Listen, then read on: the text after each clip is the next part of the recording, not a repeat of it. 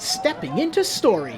Students at Hilton and Island Early Childhood Center are parading around the school, celebrating reading. I think that bringing books to life that we read in class all year makes them very meaningful to the kids, and just gets them engaged and want them to read more and more as they grow up. But they're in kindergarten and it's such a fundamental age to get those skills. So if you can foster a love for reading this early, you're really setting them up for success. Each class is dressed up as characters from a book they've been reading in class. We read Paddington. My favorite part was when Paddington stepped in the strawberry tart. We read the Red Sea, and there was flowers.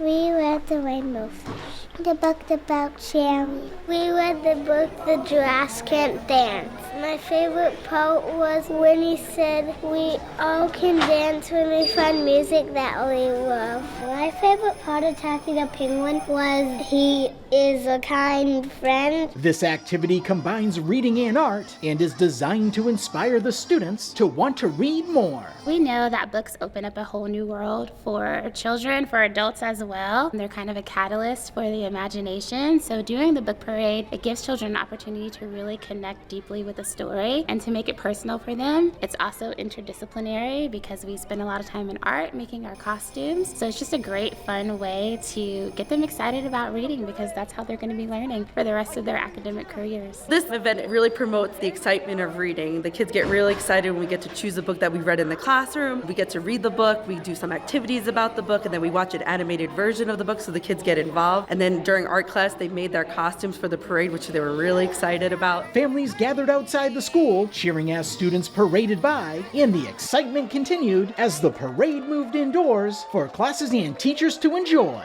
More than 20 books were represented in the parade. At Hilton and Island Early Childhood Center, Ron Lopes, Beaufort County School District.